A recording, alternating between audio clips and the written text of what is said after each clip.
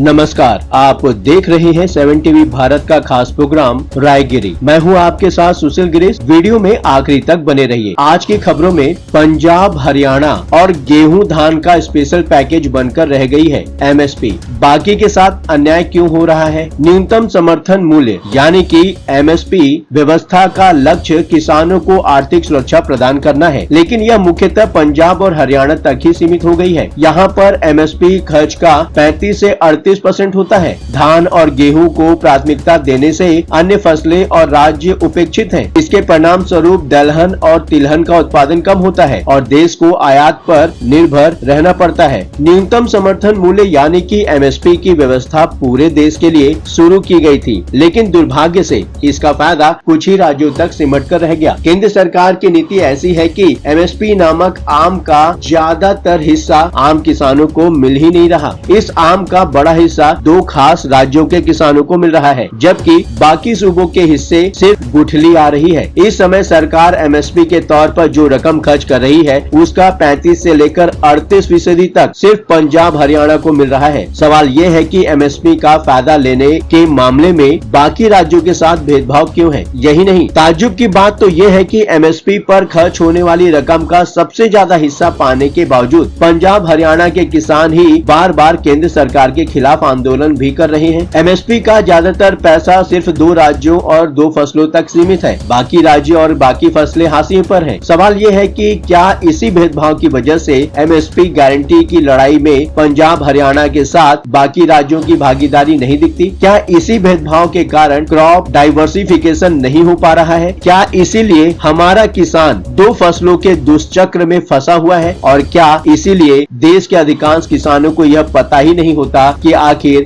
MSP है क्या? MSP की व्यवस्था से किस राज्य को कितना पैसा मिल रहा है? इसकी सटीक जानकारी के लिए हमने केंद्रीय कृषि मंत्रालय से फसलों की सरकारी खरीद का पूरा डेटा जुटाया। आंकड़े बताते हैं कि साल 2023-24 में पंजाब और हरियाणा के किसानों को एमएसपी के तौर पर 1,01,107 करोड़ रुपए मिले, जो केंद्र द्वारा एमएसपी पर खर्च की गई कुल रकम का लगभग 38% है। इस साल सरकार ने एमएसपी पर कुल 2,67,723.5 करोड़ रुपए खर्च किए थे। अगर 2 राज्यों को इतना अधिक हिस्सा मिलेगा तो जाहिर है कि कुछ सूबे ऐसे भी होंगे जिन्हें इसका बिल्कुल फायदा नहीं मिल रहा होगा, जैसे पूर्वोत्तर के राज्य। एमएसपी का बहुत कम किसानों को फायदा मिल रहा है, तो इसकी वजह सरकारी नीतियां हैं। भारतीय खाद्य निगम FCI के पुनर्गठन के लिए बनाई गई शांता कुमार कमेटी के अनुसार देश में केवल 6% किसानों को ही एमएसपी का लाभ मिलता है। इस आधार पर कई लोग एमएसपी को बेमानी बताते हैं, लेकिन यहाँ मुद्दा किसी व्यवस्था को बेकार बताने का नहीं, बल्कि इस सवाल का जवाब खोजने का है कि बाकी राज्यों या किसानों को फायदा क्यों नहीं मिला।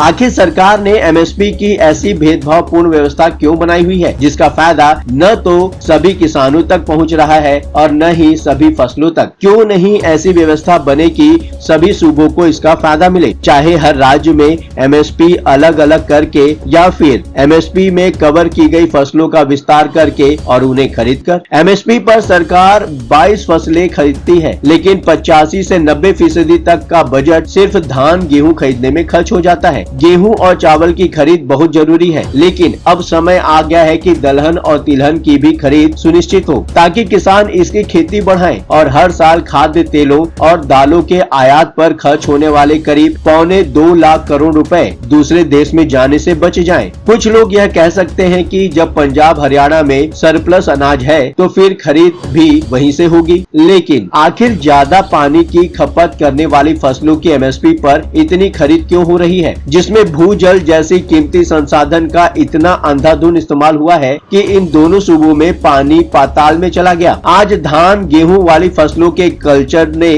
दोनों सूबों में जल संकट की एक बड़ी समस्या खड़ी कर दी है। 1 हेक्टेयर में धान की खेती करने पर पूरे सीजन में 150 लाख लीटर पानी की खपत हो जाती है। अगर पानी की कीमत 1 रुपए प्रति लीटर भी लगाएं तो उसकी कीमत कितनी होगी? दूसरी ओर कम पानी की खपत वाली फसलें जैसे दलहन और तिलहन की एमएसपी पर खरीद को लेकर जोर नहीं दिया जा रहा है, जिससे दूसरे राज्यों के किसान इसके लाभ से वंचित रहे हैं। हरित क्रांति की शुरुआत के बाद पंजाब में धान के सामने दलहन, तिलहन, गन्ना, कॉटन, मक्का और बाजरा की औकात बिल्कुल खत्म कर दी गई। पिछले कुछ दशकों में पंजाब में धान और गेहूं का क्षेत्र बहुत तेजी से बढ़ा है। पंजाब के कृषि विभाग के एक रिकॉर्ड में बताया गया है कि 1960 से लेकर 1961 के दौरान राज्य में सिर्फ 4.8% कृषि क्षेत्र में ही धान की खेती होती थी, जो 2020-21 तक 40.02% तक हो गई। धान वहां की स्वाभाविक फसल नहीं थी। इसी दौरान गेहूं 27.3% से बढ़कर 45.15% क्षेत्र तक पहुंच गया। दूसरी ओर कम पानी की खपत वाली दलहन की फसल 19.1% से घटकर 0.4% क्षेत्र में रह गई है। अब बात उठती है कि कब होगा सबका साथ सबका विकास। अंत में कुल मिलाकर यही कहा जा सकता है कि यदि एमएसपी की व्यवस्था बेहतर बनाई जाएगी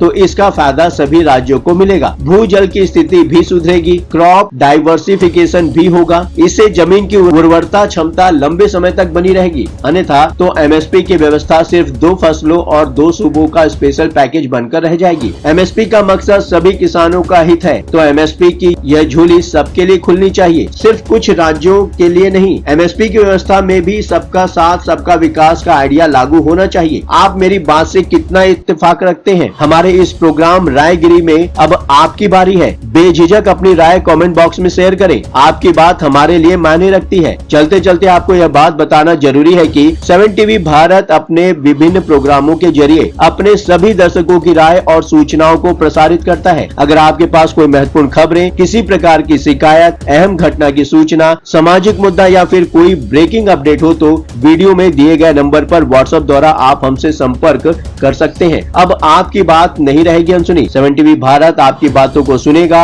आपके मुद्दों को उठाएगा, बनेगा आपकी आवाज। यदि अभी तक आपने हमारे चैनल को सब्सक्राइब नहीं किया है, फॉलो नहीं किया है, तो देर किस बात की? चैनल को सब्सक्राइब करें और नोटिफिकेशन पाने के लिए बेल आइकन को जरूर दबाएं। बनिए 7 टीवी भारत के परिवार का हिस्सा। फिर मुलाकात होगी। लगातार खबरों के लिए बने रहिए 7 टीवी भारत के साथ।